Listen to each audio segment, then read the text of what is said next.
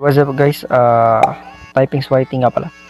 So ngayon ituturo natin is yung ultra unlock, no, refresh rate tsaka graphics ng MLBB. So ngayon required natin at recommended natin yung ano natin, Thermox APK guys. So nasa description lang nilagay yung ating link nito tsaka yung ano natin. Download nyo guys then yung ating link. So yung link ng command natin para maraan natin yung script. So ayun, lagay na lang natin yung ano natin, sa description ko nilagay. So ngayon guys is working pala to sa ano, kahit anong supported naman to sa ano, kahit anong terminal guys. So kahit anong Android guys. So nilagay ko lang dito Android 12 below kasi yan yung natitest ko lang. So dito guys work in both Replit and Thermox terminal. So recommended lang natin dito guys is Thermox kasi madali lang gamitin. So ngayon once na ma-download nyo na lahat yung ano natin, Thermox, then punta kayo sa link na ito.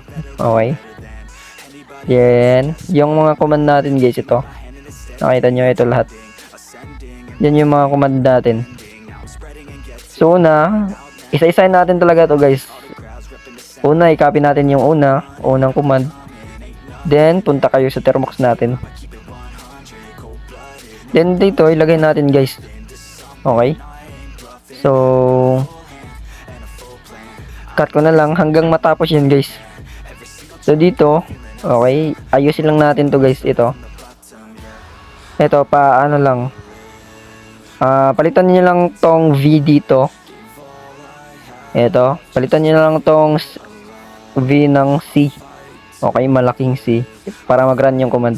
Na mali ang isa ko dyan.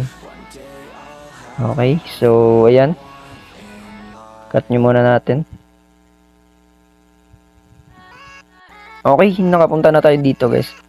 So ito na siya. So nakalagay dito guys is ano, type start. So wala ka nang ibang ilagay dito guys. Then start lang yung dapat ilagay mo dito para mag-start yung ating script. So ngayon ilagay natin yung start. So automatic guys, hintayin natin. So ayan, nag-checking ng ating device. Okay, so ayan, antayin lang natin yung installation niya guys. So automatic na pala guys. Pagtapos nito is pwede natin open yung ating MLBB. Then review natin yung ating settings. Okay, installing Unlock Ultra refresh rate. So antayin lang natin. Okay. So ayan guys, nakita nyo naman successfully installed. So ayan, pagtapos nyan is pwede natin exit yan. Pwede natin barahin yan guys. Okay. Then punta kayo agad sa email nyo.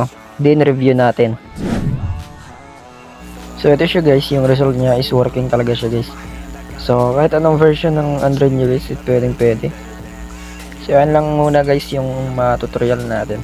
Request kayo guys kung anong dapat i-tutorial natin sa sunod nating content. Thank you guys. Now, yeah, they hearing me laugh. All the crowds repping the sound. I'm hitting the ground running, up and coming, ain't nothing. Yeah, rookie of the year, I'ma keep it 100, cold blooded.